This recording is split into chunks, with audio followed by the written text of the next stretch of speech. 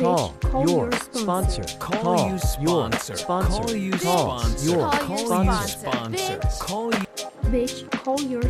Call your sponsor. Welcome back to Bitch Call Your Sponsor. I'm Sam. And I'm Misty. Hi, Misty. Shall we start with our primary purpose? Let's.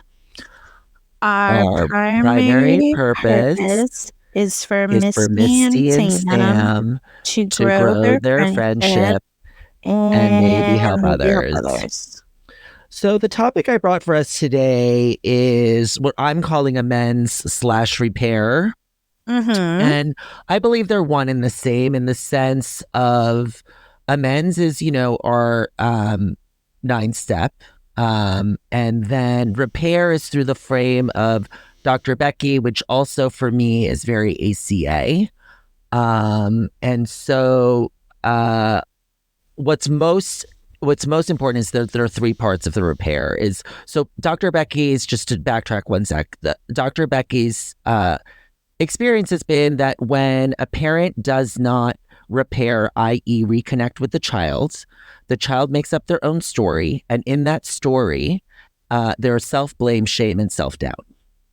Because the child will never say that their parents are bad. For some reason, I don't know psychologically why that is. I guess it's because it's their only person for survival. So they don't necessarily lash out at them. So the repair is basically reconnecting. There's 3 parts. 1 is saying what happened. 2 is taking responsibility for the impact. And 3 is saying what I will do differently moving forward. And so what I've been doing is doing amends/repair from my Dr. Becky trained parent to me. So if she trained my parents, what they would be saying is, hey, we noticed you're not showing up, blah, blah, blah. You're, not answering phones. You seem like depressed, like is something going on, and then the moving forward piece is like moving forward is even if you don't feel safe sharing something, I will still check in on you multiple times a day. I'll sit here and hold your hand. And if you still don't want to share, that's okay. But just know that I'm going to continue building this safe space and self-connection. So in the event that you do want to share, just know that I'm here for you. And so that's the piece that I need to then incorporate into myself, that becomes my loving parent, right? What happened for me this week is I met a guy, not the guy I was supposed to go on a date with, somebody else at somewhere, and we chatted. It was cute. We exchanged numbers, and I left there like on cloud 9. And former Sam would Google and Instagram vortex, find tagged photos, look for shirtless images, start envisioning our children, Courtship, everything, pulling together looks, the whole thing. And what I did was I clapped my hands in front of my face and I said, no, what do you want to hear? This is after I'd left him already. I said, what do you want to hear? And I literally said to myself, oh my God, I think you're so cute. I love spending time with you. I really enjoyed listening to your point of view, period. And so my whole walk home was the mantra. Oh my God, I love it. I did not need to go anywhere because I was I was with me. You were giving yourself what you wanted. Mm-hmm. Yep. And then other people can disappoint us. Other people can let us down because we're giving ourselves what we need and what we wanted. And let them voluntarily evolve. Love you. Yeah, right?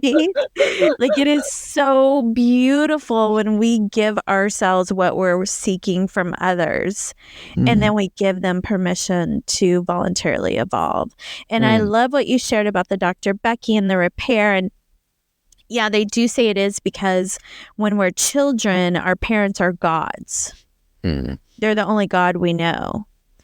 And so we don't know enough about the world to even think that we don't have a big enough picture, a big enough point of view to be able to see where we might not be wrong and they could be screwing up. So we have to make up that they are right and we are wrong. And where people go with that is top of the heap or bottom of the heap. And so I've also been thinking about like attachment, anxious attachment and avoidant attachment, and how the underlying of the anxious attachment is that they really don't want intimacy. And the underlying of the avoidant attachment is that they really do want intimacy. And then I've been thinking about that in terms of top of the heap and bottom of the heap. So the top of the heap, their immediate reaction is, it's you, not me. And their later reaction is, it's me, not them. And then the bottom of the heap is, oh, it must be my fault, it's not you. But their later reaction is, you know what? It was them. I'm not wrong. This is a long way to go for all this. I hope you're tracking it with me. No, I'm tracking. I'm still blown away actually because I'm avoidant. So avoidant actually does want love and affection. Is that, Yes. that's, Yeah. yeah, okay, I'm following. Yeah. And they're so scared they're not going to get it that they Yes. keep it at arm's length. Yes, Does that track? it tracks. And I avoid myself, period, on top of it. Right. So I'm more of when I get in a relationship, I'm more of an anxious attached. Yep. Like I'm afraid they're going to leave and I look for every sign. Does that mean you don't want to be with me? And needy, right? I mean, I try and hide it, but that's what's going on internally.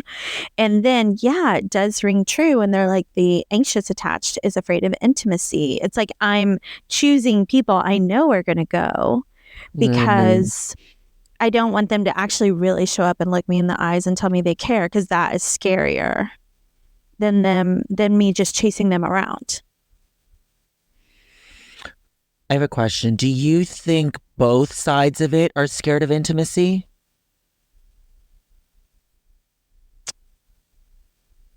Yes, definitely. They don't have the tools for intimacy, right? So it's the same thing we're talking about with the child that has these parents that they've made up a story that they're wrong. And they act out on one of two ways, where they become rebellious and they think everything is not their fault. But what we're seeing is underneath, they actually think everything is their fault. Or they become the other way, where they think they play small and they apologize and say they're sorry all the time and they think everything's their fault. But underneath, they actually don't think everything's their fault. So it kind of tracks with this anxious attachment and the underneath things on both sides. And the person who has the equanimity, so the person who had the parents that repaired, the person who had the parents that there was always food on the table, they always got picked up on time, and they have a sense of safety in the world. Those people can let them down, and it doesn't affect their internal compass. So would we call those people the secure attached, the middle, right? Yeah. The equanimity, secure attached. Yeah, that's not me. It's not me. I mean, I do think I've met a couple people who have it, but I do feel like it's a spectrum. There's an umbrella, right? So is there anyone really at that 0.00 place or the 50% place? I don't know, but I do feel like it's a line, and I'm way out there with the anxious. Oh my God, I feel like such an ass. Studies have shown, no, I have heard that, and I think we might have talked about this before, is that people can change, similar to like, the neuroplasticity of the brain. Like I can learn new things, like an old dog. 100%. A mature dog can learn new things. I'm PC. anti. We're always PC. Yeah, I'm anti-old. Okay, Renee Rapp. Yes. Okay, can we just talk about her for a second? She's Always. incredible. And what I love about her, she's so, that Aegis comment, which you then sent me, which is brilliant, is that she is so aware. You know, she's not just like, fuck y'all, old people, whatever. She's just like, no. Like, it sounded like she was bullied and traumatized by these older, you know, like they made an imprint, a negative imprint on her where she's just like, fuck you, I'm doing my own shit. Leave me the fuck alone, you know? You know what she sounds like? What we were just talking about, where we were talking about how as a child, you can't tell that your parents aren't gods and that everything they say, you don't have the perspective. She sounds like a child that's going, guys, I'm 25 years old. You have 30 years of this world on me. Like, why are you coming for me? It's inappropriate for you to attack me when I'm a 25-year-old. It's like if that 4-year-old said, hey, listen, lady, it's inappropriate for you to not feed me on a schedule. And when I say I'm hungry, you yell at me. Misty, you nailed it. That's exactly it. That's exactly it. And I converted her YouTube video. Oh God, I'm going to share something very embarrassing. I love it. So I transferred her YouTube video, converted it to an MP3. So I literally can listen to it on repeat when she's singing Robin's Dancing on My Own. Send it to me. So good. I'll send it to you. I have it on a Dropbox link. And I noticed in that video there were the pianist was called out. His name is Taylor Kappa. I think Taylor Kappa. And so I, of course, went on the Instagram and found him scrolling late one night, just indulging in all the music because he's a major pianist. He's 30 and is a pianist for all of Broadway. So all the Broadway songs, all the actors and actresses on Broadway singing major Broadway hits with him. And I think I got a little too inspired where I found myself at 2 a.m, loving every minute of it, liking and hearting like a majority of his feed that goes all the way back to like 2019. And found myself at 2:01 a.m. getting blocked.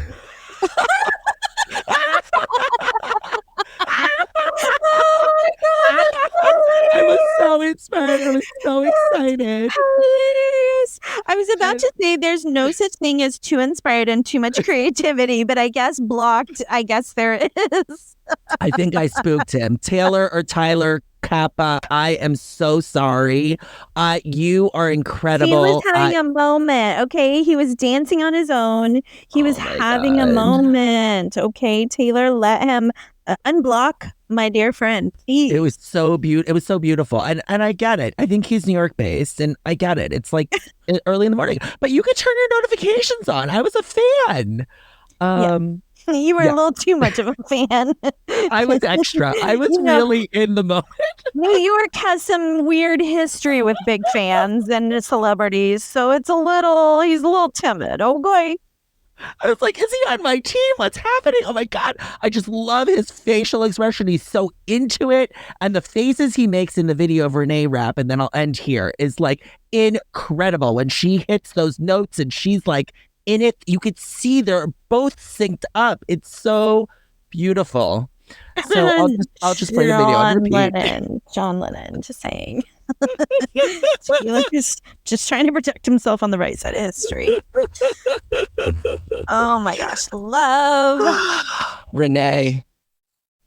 Love her. So I'm not making an amend to Tyler Taylor, whatever his name is. Great. But so for me right now, the practice and the tool I'm using is, what would I like to hear? And say, I'm literally asking sponsees like, okay, well, what if we were to rewind the tape? What would you like to hear? And they say it. I was like, that's it. Do it. Right. And I spent Wednesday and Thursday of this week setting my alarm on my iPhone, which will be a sponsor, every half hour, an hour with my mantra. Whatever it is, that thing I needed to say. Yes. You could save the alarm as the mantra. I love it. That is a hack. We are just providing so much life tools out here. And I hear that in meetings a lot. And for me lately, it's become very obvious when I hear somebody in a meeting going, and I just don't know, like, I want to trust this person and I don't trust them and they're not giving me things that I can trust them with and I need to trust them. And I'm just thinking in my head, like, you don't trust yourself. Like, it just is so obvious to me today with other people. I am in that place with ACA where I have 20/20 vision on to everybody else's solutions, but not particularly onto mine. I love that. Yes. I had it when I walked in the door of AA. Like, people would be like, I need to do this. And I'm like, oh my gosh, like, just apply the step. Hello, you know? And that is just a phase now that I know I go through as it comes to my turn to really internalize a solution. It's also the reality. I mean, for me, it was explained that that's the blind spot, right? Like when driving, there's always a blind spot. And I could see your blind spot. Sponsor. Call you sponsor. Call you Call sponsor. your Call your sponsor. sponsor. Call you. Bitch, call your sponsor. Call your sponsor. Call your. Send us an email with comments, questions, or concerns, bcysponsor@gmail.com. Don't forget to rate 5 stars.